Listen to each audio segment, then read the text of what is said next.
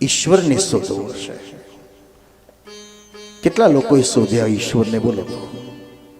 આ કરોડોની વસ્તીમાં સુખ બધાએ શોધવાનો પ્રયત્ન કર્યો, શાંતિ બધાએ શોધવાની પ્રયત્ન કરી, પણ ઈશ્વરને શોધવાનો પ્રયત્ન કોણે કર્યો?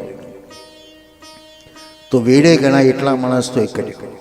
મીરા, નરસિંહ, કબીર, તુકારામ, એકનાથ, રોહિદાસ, ચમાર, અષ્ટ સખાઓ.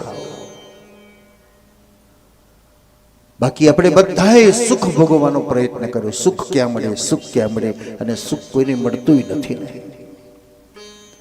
હિમાલયમાં જઈને બેસીએ તો અશાંતિ છે, અને સાગરની મધ્યમાં જઈને બેઠા તો અશાંતિ છે. કારણ મનેવ મનુષ્યાણમ કારણ બંધ મોક્ષ.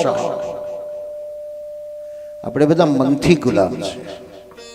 વ્યસનો વિષયોના તો ગુલામ છે, પણ મનના ગુલામ છે. મનની ઈચ્છા પ્રમાણે મળે તો સુખ, ને ઈચ્છા પ્રમાણે ન મળે તો દુઃખ.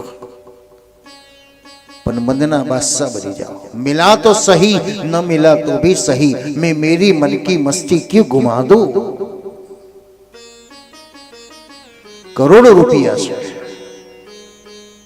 ખૂબ પરિવારનું બળ છે, પણ છતાં આપણે ગરીબ છે. કારણ આપણી પાસે નિજાનંદનો આનંદ નથી, આપણી પાસે આત્માનંદનો આનંદ નથી, આપણી પાસે ભજનાનંદનો આનંદ નથી. मीना दीदी के छे वो आनंद संत फकीरी है, यही फकीराई है. कुछ नहीं मिले फिर भी हम हमेरी मस्ती में मस्त रहे, कोई बुलाए या न बुलाए फिर भी हमेरी मन में मस्ती में मस्त रहे. कोई दिन कंबल कोई दिन अंबर, कभी दिगंबर सोना है, रे मन मस्त सदा दिल रहना, आन पड़े सो सहना है.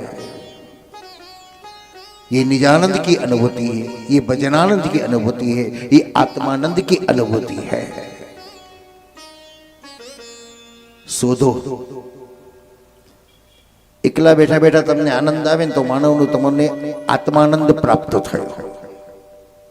बाकी આપણે એકલા જ કંટાળીએ, રડીએ, ભૂત જેવું લાગે છે. એક અનુભૂતિ કરો, એની અંદર તમને આનંદની અનુભૂતિ થવી જોઈએ, એની સાથે ઈશ્વરની સાથેનો એક તારનો જોડાવ થવો જોઈએ.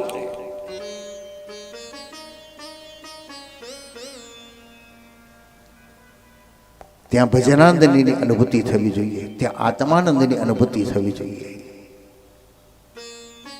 શ્રીમદ ભાગવતની અનુભૂતિ કરાવશે. શ્રીમદ ભાગવત જેને યુવાન બનવું છે એના માટેની અનમોલ દવા. સરકાર ભરે રિટાયર થવાનું કે, પણ રિટાયર થવાનું શાસ્ત્ર ના પાડે છે. રિટાયર થઈ ગયા, જો મેન્ટેલિટી રિટાયર થઈ ગયા તો પેન્શન પણ ખાશો નહીં. સરકારે તો ખાવા આપ્યું પણ નથી ખાઈ શકાતું, કારણ મેન્ટેલિટી રિટાયર થઈ ગયા. ફિઝિકલી જોબ કરવી છે આપણે. હવે મારે વ્યવસાય રૂપી નહીં, પણ મારે અધ્યાત્મની જોબ કરવી છે, મારે સેવાની જોબ કરવી છે. હું પક્ષીની સેવા કરું, હું પશુની સેવા કરું, હું જીવ માત્રની સેવા કરું. તમે ક્યારે વૃદ્ધ નહીં રાખો. શરીર શરીરનું કામ કરશે, ઉંમર ઉંમરનું કામ કરશે, પણ મનથી તમે યુવાન રહેશો. આજે આપણે તનના યુવાનને યુવાની કહીએ છીએ, પણ મનથી જે યુવાન છે એ કદી વૃદ્ધ નથી. એ યુવાન કરતા પણ વધારે યુવાન છે. તો ભક્તિરૂપી બેઝિક જેને મળે છે, ભક્તિરૂપી ટોનિક જેને મળે છે, એ યુવાન બનતો જાય છે. તો શ્રીમદ ભાગવત વૃદ્ધમાંથી યુવાન બનાવનાર શ્રીમદ ભાગવત છે. આપણા સ્વજનો ક્યાં ગયા જેની આપણને ખબર નથી. કોઈને પૂછીએ તો કોઈ બતાવે તો આપણે સાચું માનીએ નહીં,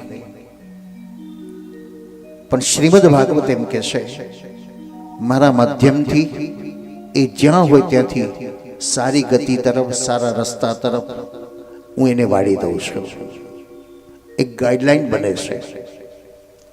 અવગતે ગયેલાને સદગતિ આપનાર શ્રીમદ ભાગવત છે.